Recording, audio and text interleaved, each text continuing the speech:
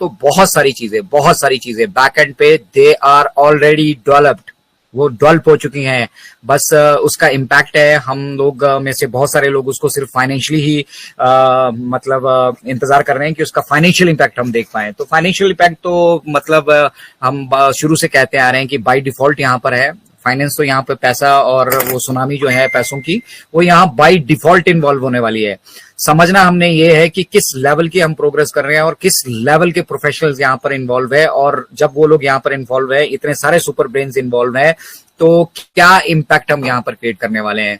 Things are in very good shape. Mister Ash ने कहा कि बहुत बहुत अच्छी स्थिति में हम, एक शानदार स्थिति में हैं हम, और वो इंतजार नहीं कर पा रहे हैं कि वो कब आपके साथ शेयर करें, लेकिन वो सबसे पहले चाहते हैं। उनका सबसे बड़ा सिरदर्द आज की डेट में, सबसे बड़ी तकलीफ, सबसे बड़ा जो एक इस जर्नी के अंदर उनको किसी चीज ने बॉदर किया है, तंग किया है, वो ये हमारा फाइनेंशियल सिस्टम था। और उसको भी वो जो है कोर्ट में हम जीत चुके हैं, उसके ऑर्डर्स पास हो चुके हैं, सब कुछ हो चुका है। उसके इम्प्लीमेंटेशन के लिए 2 वीक्स में से 1 वीक ऑलरेडी जा चुका है। और डेफिनेटली अगेन मैं कहूंगा कि कोई रॉकेट साइंस नहीं है इसको समझने में। आप सभी आसानी से समझ सकते हैं कि जब 2 वीक की बात हुई, 1 वीक निकल चुका है, तो डेफिनेटली इस वीक के अंदर अंदर वो फंड्स भी हमारे बैंक अकाउंट्स में वहां पे रिलीज होके दिखने वाले हैं, और वहां से फिर हम अपने अगले पड़ाव की तरफ जाने की पूरी तैयारी कर बैठे हैं। इमेजिन कीजिए, प्रोफेशनल्स पुश कर रहे हैं मिस्टर ऐश को, जो हमारे बैक एंड पे अलग अलग स्टेजेस, सबका अलग अलग रोल है यहाँ पर। किसी का इंटीग्रेशन का रोल है, किसी का एग्जीक्यूशन का रोल है, किसी का डेवलपमेंट का रोल है, किसी का कोडिंग का रोल है, किसी का सारे प्रोफेशनल्स के अलग अलग डिफरेंट रोल्स हैं, ठीक है।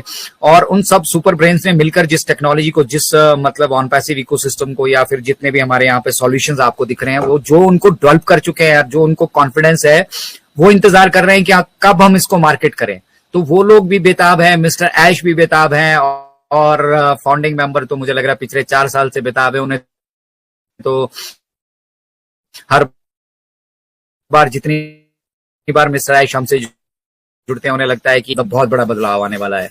तो आज कल या एक आध दिन की ये बात नहीं है, ये काफी लंबी जर्नी हमारी यहाँ पर रही है, और इस जर्नी के दौरान हमने काफी कुछ यहाँ पर सीखा है। और सीखने के साथ साथ हमने अपना जो हमारा बिलीफ लेवल था, अपना हमारा जो थॉट प्रोसेस था, और उसके साथ साथ जो हमारा मिशन विजन था, उसको हम अपग्रेड कर चुके हैं। और अपग्रेड करने के साथ साथ हम बहुत कुछ यहाँ पर ऑलरेडी अचीव कर चुके हैं। That is most important. एक अच्छे बिजनेस के लिए एक अच्छी नींव का होना जरूरी है। और साथ साथ मिस्टर ऐश ने कहा कि रिस्क लेना, जब आप बिजनेस या कुछ भी जीवन में कुछ भी करना चाह रहे हो, तो कैलकुलेटेड रिस्क। ऐसा नहीं है कि आप जानते हो कि आप इस गड्ढे में कूदोगे और पीछे से कोई मिट्टी डाल देगा और फिर बाहर आने का आपका कोई रास्ता नहीं है, और फिर आप जानबूझ के गड्ढे में कूद जाओ और सोचते हो कि कोई सुपर नेचुरल पावर आएगी और आपको बचा लेगी। बट कैलकुलेटेड रिस्क वो लेना बहुत जरूरी है। और उसके साथ साथ कुछ ना कुछ नया करना अपने जीवन में बहुत इंपॉर्टेंट है। तो आप सब लोगों ने अगर कुछ नया ट्राई नहीं किया अपनी लाइफ में, तो नया ट्राई कीजिए, ठीक है। इसको ऐसे लीजिए, अपने किचन से शुरू कीजिए। आप बहुत सारी डिशेस को रेगुलर खाते हैं, लेकिन उनकी प्रिपरेशन का तरीका आप उसको बदल सकते हैं। डिफरेंट तरीके से आप एक ही डिश को डिफरेंट तरीके से प्रिपेयर कर सकते हैं, और हर बार जब आप उसको डिफरेंट तरीके से प्रिपेयर करेंगे और उसके इंग्रेडिएंट्स को एक डिफरेंट रोल से वहां पे इंप्लीमेंट करेंगे, तो आप एक अलग टेस्ट को पाएंगे। उसी तरह से यहाँ पर मिस्टर ऐश जो कुछ भी कर रहे हैं, या हम जो कुछ भी अपनी लाइफ में कर रहे हैं, हमें कुछ ना कुछ नया करने की कोशिश करनी चाहिए। और वो चाहे हमारे प्रोफेशनल फील्ड से रिलेटेड हो, बिजनेस से रिलेटेड हो, हमारी पर्सनल लाइफ से रिलेटेड हो, हमारे रिलेशन से रिलेटेड हो, या फिर एनीथिंग इन योर लाइफ, कुछ ना कुछ नया ट्राई हमें जरूर करना चाहिए। और कोशिश जरूर करनी चाहिए कि हमेशा वो फ्रेशनेस जो है वो वहां पर बनी रहे। तो वही मिस्टर ऐश वहां पे कर रहे हैं। जितना भी मौका उन्हें मिल रहा है, ये एक्स्ट्रा टाइम है जितना भी हमें मिल रहा है। अब अगर हमें 2 वीक्स का ये टाइम मिला है फंड्स को एग्जीक्यूट करने के लिए, फंड्स हमारे बैंक में ट्रांसफर आने के लिए, तो इन 2 वीक्स में वो वहां पे सर पे हाथ देकर नहीं बैठे हैं हमारे फाउंडिंग मेंबर्स की तरह कि भैया पैसा आएगा मिल जाएगा, फिर मैं इसके उधार दूंगा, उसके उधार दूंगा, ये करूंगा, वो करूंगा। वो शांति से नहीं बैठे हैं वहां पे, वो डेवलपमेंट कर रहे हैं, और जो चीजें डेवलप वो कर चुके हैं उनको और बेटर किया जा रहा है, ठीक है। ये अपने आप में मतलब डिफरेंट बनाता है ऑन पैसिव को। तो लेडीज एंड जेंटलमैन, आज बहुत कॉन्फिडेंस से मैं आप सभी के साथ मतलब ये कह सकता हूं कि हमारा अगला पड़ाव अब बहुत जल्द यहाँ से शुरू होने वाला है। फंड्स भी रिलीज होंगे हमारे साथ। ऑन पैसिव इकोसिस्टम में जो प्रोडक्ट्स नए तैयार हुए हैं वो भी इंटीग्रेट होंगे। ओ वेरीफाई से वेरिफिकेशन का जो प्रोसेस है वो भी शुरू होगा, और आपके जो पेंडिंग विड्रॉल्स हैं वो भी आपको मिलेंगे। कमीशंस, बोनस और बहुत कुछ है यहाँ पर जिस पर से परतें खुलना अभी बाकी है। और ये मैं नहीं कह रहा हूं, ये मिस्टर ऐश ने कहा है। मैं एज इट इज उनका मैसेज आप सभी तक कन्वे करने की कोशिश कर रहा हूं, अपनी तरफ से प्रयास कर रहा हूं, भरसक प्रयास कर रहा हूं कि जो कुछ उन्होंने कहा है उनको एज इट इज मैं आप सभी तक पहुंचा पाऊं। सबसे बड़ा दिक्कत होता है हमारा मतलब जब हम ये ट्रांसलेशन करते हैं ना, मिस्टर ऐश ने जो कुछ कहा उसको फिर हम जो लोग तो अंग्रेजी समझते हैं या इस भाषा से जुड़े रहे हैं, मैं जिस ऑर्गेनाइजेशन को बिलोंग करता था, भारतीय वायुसेना, वहां पे हमारी ऑफिशियल लैंग्वेज ही कम्युनिकेशन की जो थी वो इंग्लिश थी। हालांकि हम राष्ट्रभाषा हिंदी में भी बहुत कुछ होता था वहां पर, लेकिन बेसिकली कम्युनिकेशन का जो चाहे रिटेल कम्युनिकेशन हो, ओरल कम्युनिकेशन हो, वर्बल कम्युनिकेशन हो, तो वो कम्युनिकेशन की भाषा इंग्लिश थी। और भारतीय वायुसेना की अंग्रेजी, मुझे लगता है आप सभी, अगर आपसे अभी से कोई जुड़ा होगा तो आप जानते होंगे कि उसका एक लेवल है।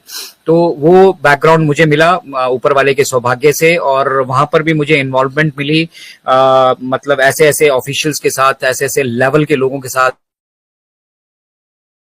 काम करने की कि उसका जो एक ऐसा है उस भाषा शैली को मुझे काफी हद तक समझने में वहां से जो मेरा एक्सपीरियंस रहा, उस वजह से मिस्टर ऐश जो कुछ भी कह रहे होते हैं, जो उनके भाव होते हैं, जो उन भावों में आगे वो ट्रांसफर नहीं हो पाता है। बहुत सारे हमारे लोग बैक ऑफिस में अपडेट्स आती है या फिर वो लाइव भी देखते हैं, वो अपने तरीके से उनको ट्रांसलेट करते हैं और आप सभी के साथ, हम सभी के साथ वो शेयर कर देते हैं। और एक मतलब यूजलेस एक्साइटमेंट, मतलब जिस एक्साइटमेंट का कोई मतलब ही नहीं बन रहा होता, वो एक्साइटमेंट क्रिएट कर दी जाती है।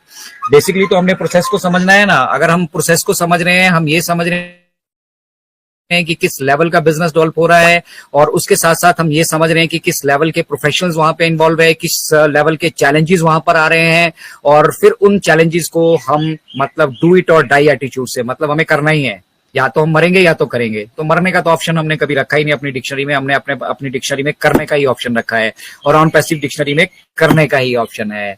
एक शानदार बात मुझे मिस्टर ऐश की बहुत अच्छी लगी, वो मतलब उनके साथ जो जुड़े हैं, उनके मतलब पर्सनल लाइफ के बारे में भी वो काफी सारा इंटरेस्ट रखते हैं, उनके साथ अपने परिवार के सदस्य की तरह उनको समझते हैं। और उन्होंने मिस्टर रेड रेफरेंट का आज बर्थडे है। अतुल्य भारत के इस मंच से मिस्टर रेड रेफरेंट को हम उनके जन्म दिवस की बहुत बहुत हार्दिक शुभकामनाएं देते हैं। आपको भी सोशल मीडिया पे कहीं पे दिख रहा होगा तो जरूर उनको एक्नॉलेज कीजिएगा और उनको उनके जन्मदिन की बिल्कुल बधाइयां दीजिएगा। मिस्टर ऐश एडवांस में उसको दे चुके हैं, और इनफैक्ट मिस्टर ऐश ने तो मजाक में ये भी कहा कि भैया अगर आप रेड रेफरेंट की अटेंशन चाहते हैं, आप चाहते हैं कि रेड रेफरेंट आपसे बात करें, आपसे जुड़े, आपके बातों का जवाब दे, तो आप सब लोग मिलकर उसको 20-20 मैसेज कर दीजिए हैप्पी बर्थडे के, ठीक है। तो it was all fun. OnPassive, the future of internet.